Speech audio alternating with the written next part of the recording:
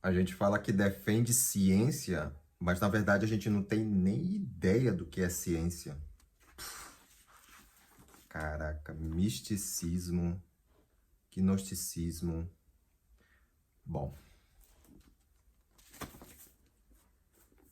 Oi, eu sou o Rafael Sanzio e seja muito bem-vindo a essa conversa que eu tenho com você semanalmente, onde a gente discute assuntos um pouco controversos e não muito populares.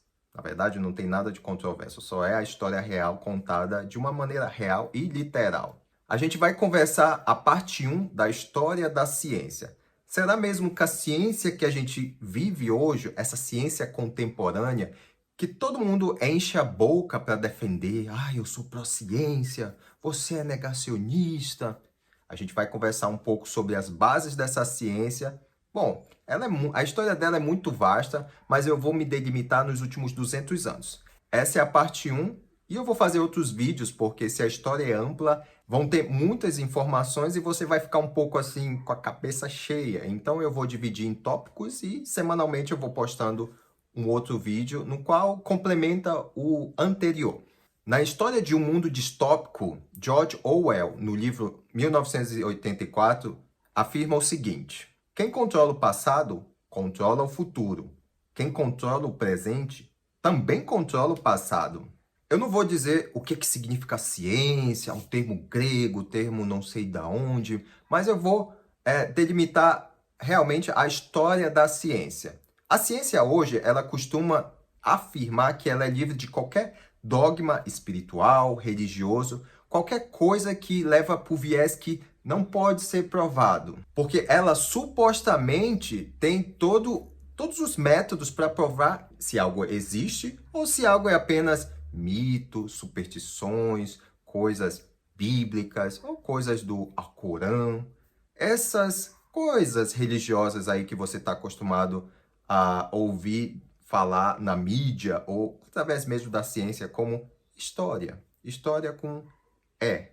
Mas uma coisa é importante que a gente saiba. De onde foi que a ciência tirou toda essa certeza, essa altivez de querer provar tudo e negar coisas que fogem do alcance dela? Mesmo que essas coisas tenham sido difundidas por milhares de anos, ou tenham sido descritas, segundo a arqueologia, ou segundo a civilização antiga, tenha tudo relatado no mundo antigo, nas escavações, no Egito, na antiga Suméria, no Vale do Chinab inteiro. Se a ciência não pode provar que isso realmente foi verdade, você pode desclassificar. Bom, será mesmo que isso é algo que a gente deve realmente acreditar? Ou a gente deve pesquisar pela gente mesmo e chegar à nossa própria conclusão com as informações que a gente ainda tem disponível?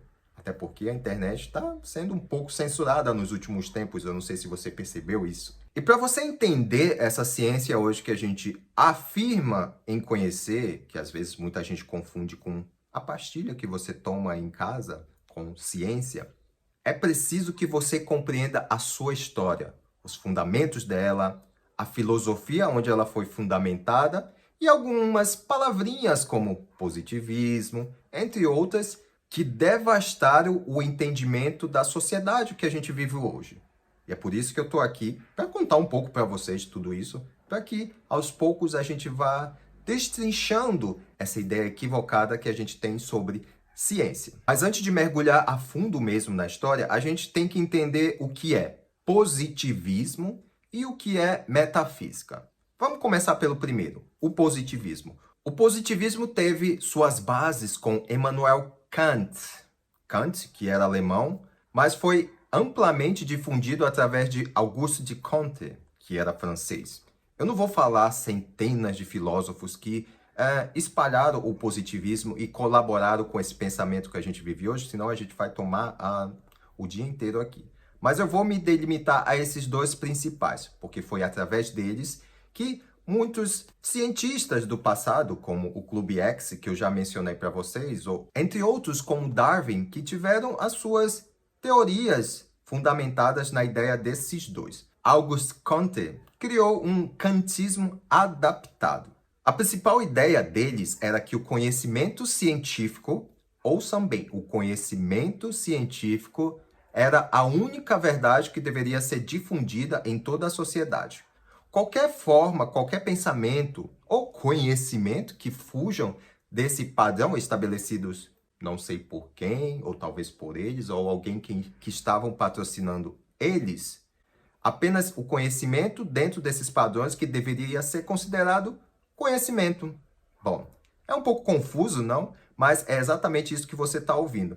Se você acha que o positivismo e os fundamentos dele são confusos, você ainda não percebeu os impactos do positivismo na sociedade hoje, não? Após a Revolução Francesa, como a gente já sabe, a França estava imersa no ceticismo, no misticismo, no ocultismo e todos esses tipos de ideias ou religiões ou espiritualidade que a gente conhece hoje, que teve impacto também na ideia do positivismo e na ciência que a gente vive hoje. Mas como é que isso teve impacto, já que eles negam a existência de algo muito superior que eles não podem provar através dos experimentos deles em um laboratório? Bom, é exatamente essa a ideia. A ideia do positivismo, quase que na sua totalidade, era confrontar a metafísica. A metafísica, que depois a gente vai falar um pouco sobre ela estudava o efeito que causou, por exemplo, a existência do vento. O que faz o vento soprar? Bom, a metafísica pode explicar isso, mas para eles que não viviam muito uma filosofia judaico-cristã, metafísica, que a gente conhece hoje como explicar o além, a espiritualidade, que hoje também já está confusa, imersa em muito misticismo que foge da realidade ou também confunde a sociedade que a gente vive hoje. Bom, voltando a Immanuel Kant e Auguste Comte, os dois diziam que a metafísica não devia ser estudada, ou qualquer coisa como religião, espiritualidade, deveria ser deixado de lado, porque não havia colaborado em nada no desenvolvimento da humanidade. Daí eu fiquei pensando aqui comigo, qual é a parte? Será que eles nunca leram Êxodo 20, onde tem os 10 mandamentos, onde a gente vê que não matarás, não roubarás? Percebe-se que eles não tinham contato direto do que a gente tem hoje, ou negavam ou pertenciam a um outro lado que a gente não pode classificar como coisas más, porque isso é intolerância religiosa. Resultado, é claro, do positivismo pregado por eles. Mas a ideia basicamente do que fugia do positivismo era que, se você não tem o conhecimento científico, você não presta. Você pode ter aí o seu conhecimento metafísico, a sua religiosidade ou espiritualidade, que tá bom para você, porque você não tem o que a elite pensadora da época tinha, o pensamento científico. Mas que tipo de pensamento científico é esse que você tanto está falando aí, Rafael? Bom, quer queira ou quer não, esse pensamento deles, o positivismo, teve papel devastador na sociedade que a gente vive hoje. Eu não sei se você já percebeu que, às vezes, você está vendo um homem de 2 metros de altura, vestido de mulher, e as pessoas insistem, a sociedade, os meios de comunicação, a propaganda insiste em dizer que é uma mulher de pênis.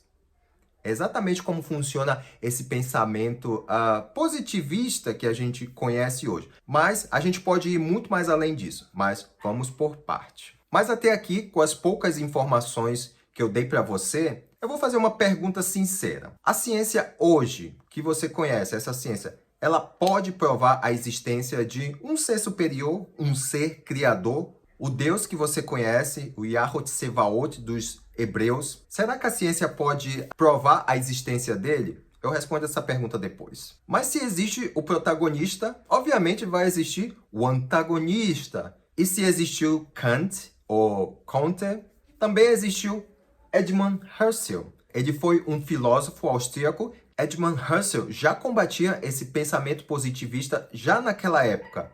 Mas se existe um protagonista, obviamente vai existir um antagonista. No caso, o antagonismo do positivismo é a metafísica. A metafísica já vem de milhares de anos. Se você não sabe, existe um livro que se chama Metafísica de Aristóteles. Eu, inclusive, recomendo que você leia para entender melhor, porque houveram muitos antes de Aristóteles, inclusive filósofos do mundo árabe, que também tratavam um pouco desse assunto, mas que o Ocidente não conhece. Se você não sabe, a física estuda a natureza. Eu não vou entrar nas nomenclaturas do grego. A física estuda a natureza e a metafísica estuda muito além.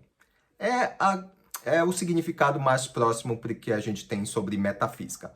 A metafísica estuda também os efeitos que causou, por exemplo, se você chuta uma bola e vê a bola entrando no gol. Você apenas viu a bola entrando no gol, mas não viu quem chutou.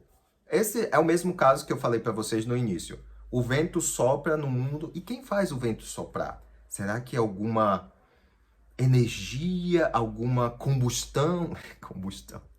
Alguma engenharia? Tem alguém por trás disso? Alguém que criou? Alguém que é dono desse vento? Bom, eu aconselho você a procurar mais sobre a metafísica, que o vídeo não vai falar muito sobre o que realmente é metafísica, mas qual o papel dela na importância da ciência que a gente vive hoje. E lembra da pergunta que eu fiz para você anteriormente, se a ciência que a gente vive hoje pode provar a existência de Deus? A ciência do Jornal Nacional, do Jornal da Band, da BBC, do The New York Times.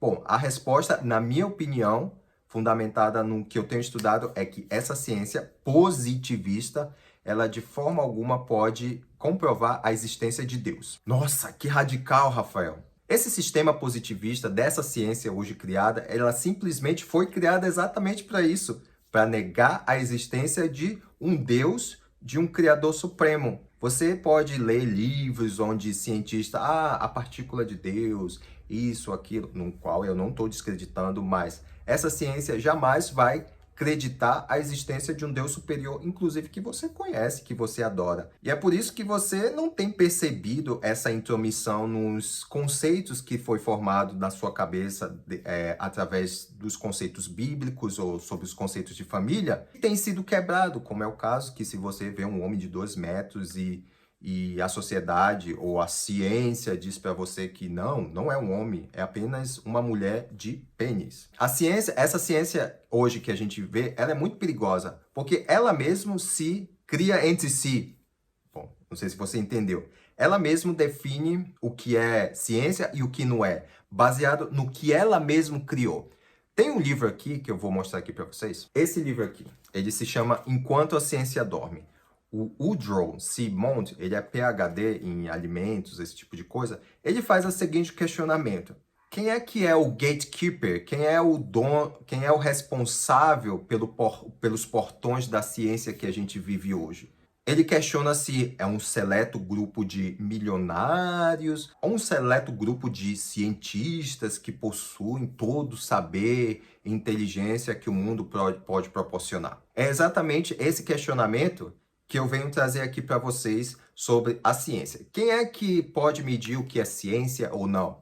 Lembra que eu contei para vocês a história do Alfred Kinsey, que ele foi responsável pela revolução sexual nos Estados Unidos e que em 1995 ele foi desmascarado pelo próprio diretor que estava presidindo o instituto dele? Os estudos científicos do Alfred Kinsey, ele foi baseado na experiência de 317 experiências sexuais com menores, do qual eu não posso falar o nome aqui, senão o YouTube vai me censurar. Alfred Kinsey, entre outros médicos cientistas da época, eles eram pró pessoas que gostam de criança, de ter relações sexuais, não pode falar, com crianças. E para esse time, esse grupo de cientistas, a amostra dele, o sample do estudo dele, era apenas ciência.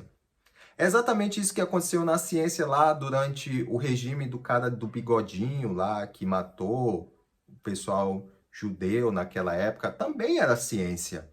E aí fica um pouco complicado da gente definir e defender exatamente essa ciência hoje que praticou todas essas atrocidades no passado e que ainda continua praticando, mas que a propaganda mainstream não tem divulgado para você porque você não está muito interessado nisso. É por isso que eu estou aqui fazendo uns videozinhos para que você tenha a ideia do que você está defendendo, para você não defender coisas cegamente e que no futuro pode prejudicar a próxima geração, no caso, seu filho, seus netos, seus bisnetos, e que vão sofrer muito. Bom, voltando aqui no Edmund Husserl, ele escreveu esse livro aqui, bem interessante.